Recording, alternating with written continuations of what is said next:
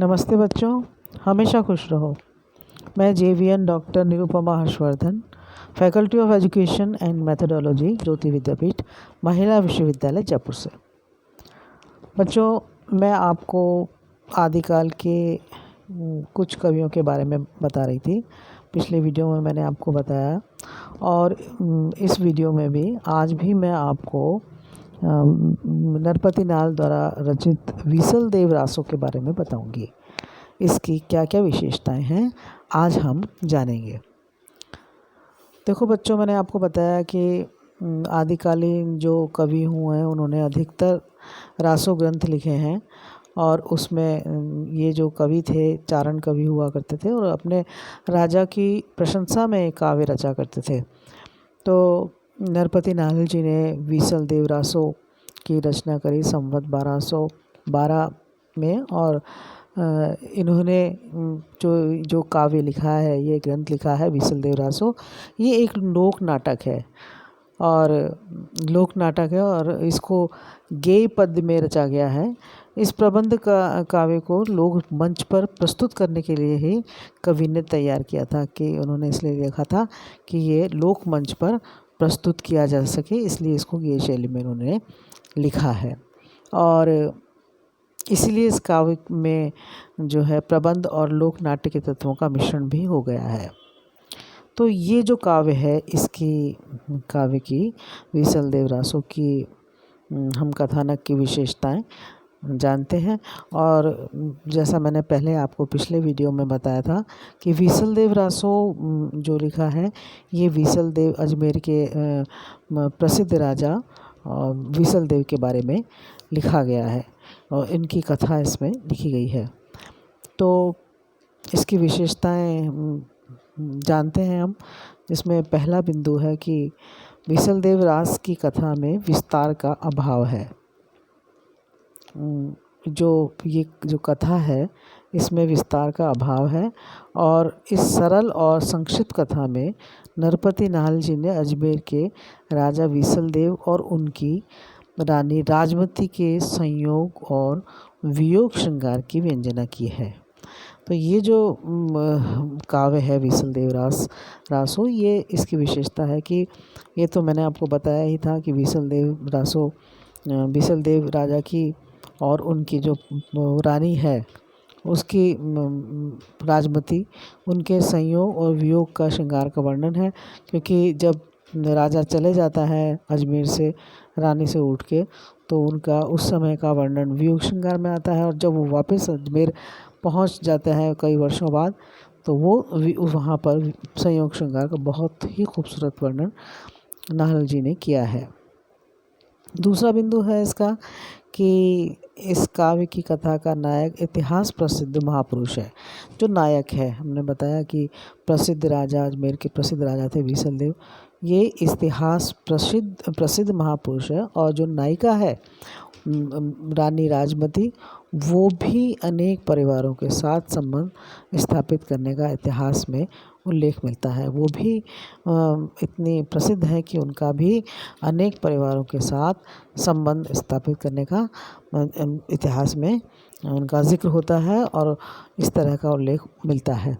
तो इससे पता चलता है कि इतिहास, ये दोनों ही इस काव्य के जो नायक और नायिका हैं, वे दोनों ही इतिहास प्रसिद्ध पर वो है महापुरुष हैं और इतिहास प्रसिद्ध व्यक्तित्व हैं। तीसरा बिंदु है कि इसमें अनेक संभव और चित्रात्मक कल्पनाओं का सफल संयोजन किया गया है। कि विभिन्न, जैसा मैंने पहले भी कहा कि जो भी रासो ग्रंथ हैं उनमें बहुत ही कल्पना और बहुत ही अतिशयोक्तिपूर्ण वर्णन है। इसीलिए इसकी जो इतिहास है, इसकी प्रामाणिकता के ऊपर संदेह हो जाता है, क्योंकि है तो ये इतिहास सम्मत, इतिहास की इसमें घटनाओं का जिक्र है, इतिहास के जो वो हुए वो पात्र हुए हैं, ऐतिहासिक पात्र हुए हैं, उन सब का इसमें नाम भी है, उनका उन्हीं घटनाओं का वर्णन है।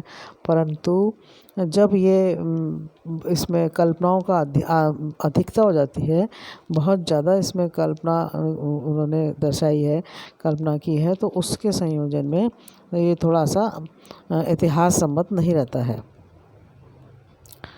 क्योंकि ये काव्य मूलतः संयोग और वियोग श्रृंगार का चित्रण है, इसलिए इसको वीर काव्य नहीं कहा जा सकता, कि इसमें प्रधानता जो है संयोग और वियोग श्रृंगार की है, और वही उसी के बारे में बताना, वही प्रतिपादित करना रचनाकार का उद्देश्य इसमें रहा है। अगला बिंदु इसका है कि प्रबंध काव्य की परंपरा का निर्वाह करने के लिए, क्योंकि मैंने पहले बताया था कि प्रबंध काव्य की जो परंपरा है वो क्या रही है कि पहले मंगल आचरण करते हैं, अपने ईष्ट को नमन करते हैं, और उसके बाद वो उस काव्य का प्रारंभ करते हैं। तो प्रबंध काव्य की परंपरा का निर्वाह करने के लिए इस काव्य के प्रारंभ में मंगलाचरण अवश्य है। मंगलाचरण तो उन्होंने प्रारंभ किया है, किंतु उससे भी पहले उन्होंने विरहिणी के विरह का संताप का परिचय दिया है, और यही परिचय दिया है उन्होंने विरहिणी के संताप का, और यही काव्य का केंद्रीय भाव और मर्म भी है। तो इन्होंने नरपति जी ने इनका प्रारंभ में ही विरहिणी के विरह बताकर उसका विरह का परिचय दिया है, और केंद्रीय भाव और मर्म की अनुभूति उन्होंने कराई है। नाल के कथानक में विशेषता परंपरा से हटकर और कवि की मौलिक सूझ है, क्योंकि इन्होंने जो ये परंपरा से हटकर काम किया है, उन्होंने सबसे पहले ये विरहिणी का परिचय कराया है। तो ये जो नाल जी की है कथानक में, ये जो विशेषता है ये परंपरा से हटकर और उनकी अपनी खुद की मौलिक सूझबूझ है, जो कि प्रारंभ से कथानक में वेदना की गंध भर देती है। तो ये जो उनका परिचय देना, वेदना का परिचय देना कथानक में, ये ही हमको बताता है कि अंत तक कथानक किस प्रकार का होगा, और इसीलिए इसको कहा गया है कि ये इन्होंने जो प्रारंभ से ही कथानक में जो वेदना की अनुभूति दी है, वो ही कथानक में वेदना की गंध भर देती है। अगला बिंदु है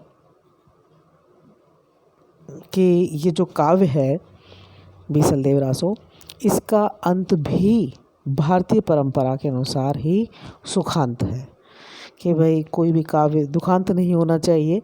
तो इस दृष्टि से देखा जाए तो भारतीय परंपरा के अनुसार जो काव्य होता है वो सुखांत होना चाहिए, तो वो उसके इसमें पूरा ही इस परंपरा का निर्वाह उन्होंने किया है, और इस काव्य का अंत जो है सुखांत है, जिसमें राजा बीसलदेव और रानी राजमती 12 वर्ष के बिछोह के बाद, कितने वर्ष के बाद, 12 वर्ष के बिछोह के बाद वापस मिलते हैं, पुनः मिलते हैं, और फिर सुखपूर्वक विलास करते हैं।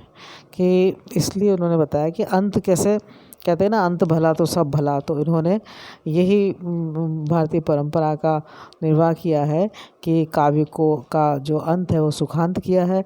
इसमें राजा बीसलदेव और रानी जो 12 वर्ष से बिछड़े हुए थे, वो रूठ के चले गए थे। बीसलदेव अपनी रानी से यहाँ उनको छोड़कर चले गए थे। तो जब 12 वर्ष बाद वो मिलते हैं तो उनमें बहुत सुखपूर्वक वो रहते हैं, और कवि जो है इसमें नरपति लाल जी ने अंत में यही कामना भी करी है उन्होंने कि उन राजा रानी जैसा विरह ईश्वर किसी को न दे। उनका कहना था इस काव्य में कि अंत में कहते हैं कि इन राजा रानी जैसा विरह ईश्वर किसी को न दे, और उन जैसा सुख सभी को दे, कि जैसा उनको बाद में सुख मिला है ऐसा सब सुख सभी को दे। तो ये इनकी कुछ विशेषता हैं। अगली विशेषता है कि ये जो कथा है बीसलदेव रासो की, इस कथा में उस समय की समाज की अनेक प्रथाओं को रूढ़ियों और रीति रिवाज़ों को सहज रूप में दिखाया गया है। जो उस समय के समाज में जो रूढ़ियाँ, रीति रिवाज, रीतियाँ थीं, वो बिल्कुल सहजता से उन चीज़ों को दिखाया है कि जैसे राजा की कन्या के लिए वो वर खोजने का काम इसमें बताया गया था कि राजा के लिए भेजा जाता है कि राजा की कन्या के लिए वर खोजने का काम किया जाता है। उस काल में घर का पंडित ही करता था। और उस समय में हम जैसे आज भी हम देखते हैं कि कई घरों में जो है पंडित को कहा जाता है कि आप कोई कन्या हो तो हमारे बताना, या कोई वर हो उसके लिए तो बताना।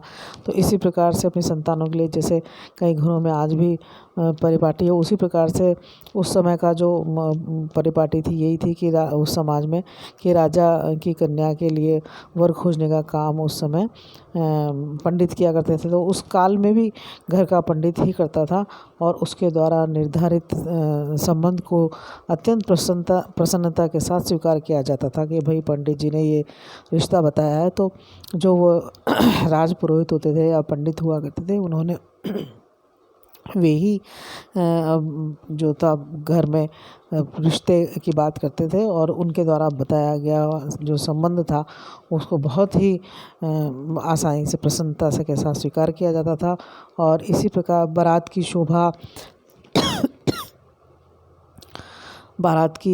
शोभा यात्रा, उसकी साज सज्जा, वैभव प्रदर्शन, अनेक पड़ावों पर विश्राम करते हुए बारात का महल तक पहुंचना, उसकी अगवानी करना और तोरण आचार जो है तोरण उस पर करना, बधाई, हथलेवा आदि जो अन्य रीति रिवाज हैं वो उस समय की लोक जीवन के अंग थे जिन्हें कवि ने बहुत ही सुंदर तरीके से प्रकट किया है।